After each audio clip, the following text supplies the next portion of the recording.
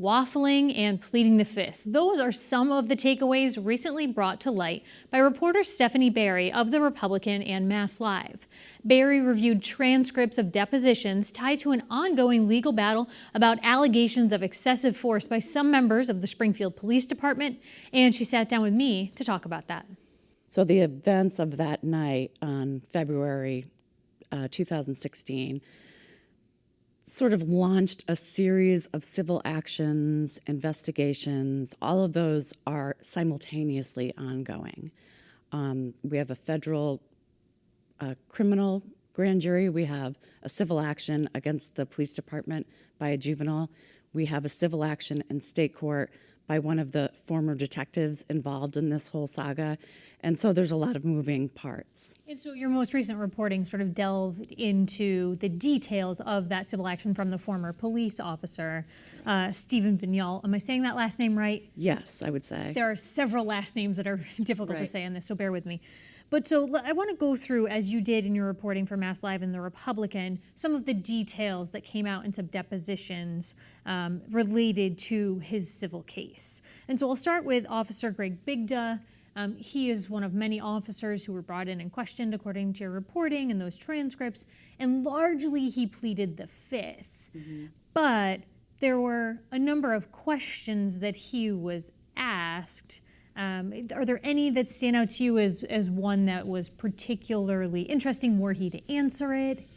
Well, so he has a number of problems, I would say more so than any of the other officers involved, because he is under scrutiny with regard to the kick of the alleged kick of the juvenile.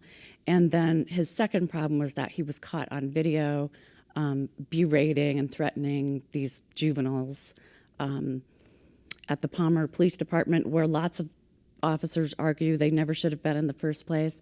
So he's got multiple problems. Officer Vignal also accused him of drinking on the job and sort of trumping up search warrants.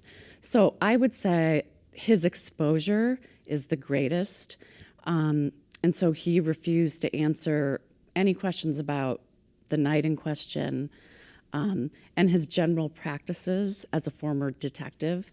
So, because he was suspended and put on leave and taken out of the narcotics unit. Correct. As a result of this, although he is still a member of the police department. You mentioned the 3 juveniles. Let's talk about the specifics, some of the specifics of that night. So we're talking February 2016, outside of Primo's Pizza, a police car from one of these undercover officers was left running outside, and then these juveniles got into the car, right? And then what happened from there?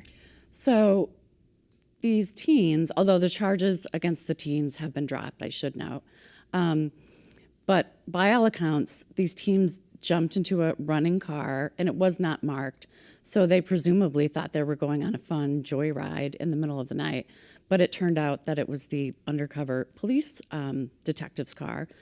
So they went speeding through Palmer and Wilbraham, started getting trailed by other cops. From Springfield, touching on these other municipalities. Correct. Well, actually, no, involved in the pursuit, it began in Wilbraham and then continued into Palmer. The car was stopped in Palmer. The Springfield detectives then left after their shift to arrive on scene to inexplicably participate in the arrest. In the interrogation of these 3 men, which MassLive has also reported on the video that was part of this. And that was kind of questioned, came up in the transcripts. Retired Deputy Chief Mark Anthony, he sort of shed some light in your recent reporting on why it took so long for those interrogation videos to surface, right? Yeah, there's been a lot of finger pointing among the various agencies and even within the departments. But retired Deputy Anthony, in his mind, I think believes, so the focus of the internal investigation was on the alleged kick of the juvenile. But meanwhile, you had these Palmer police videos kind of floating out there that presented a whole entirely different, documented, very serious problem for the police department. So I think... For which police department? Springfield. Arguably, possibly Palmer too, but primarily Springfield. So they're focused on, did anyone kick a child? But meanwhile, like a red herring, are lying in here these videos of Officer Bigda interrogating these teens in completely inappropriate way. But nobody raised a flag until they started circulating around court. The district attorney had to tell Commissioner Barberi at a community picnic, hey, you know, you may have some problems here. And that piece in and of itself, is that standard operating procedure that you have the DA go to the police chief and say, hey, look, these are out there? No, I'm sure it was quite embarrassing for the commissioner. And so then it appears from where I sit, there was kind of a mad scramble to figure out, these are months old, how has this happened?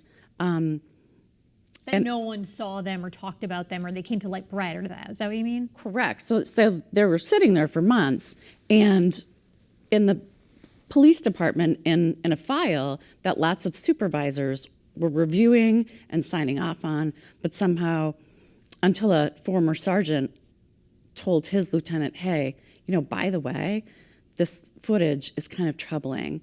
And according to this former sergeant, his lieutenant never went up the chain. So they just sat there dormantly and became a huge embarrassment for the police there's department. Some question about, as you point out in the reporting, there was some verbal mention of it maybe, but it never somehow got physically documented in the written reports. Correct. So that prompted some change in policy, but it was quite a mess. So for the DOJ's part in this, they say the investigation's ongoing, they won't comment. But then what did you learn more recently from comments that Mayor Sarno made about this inquiry?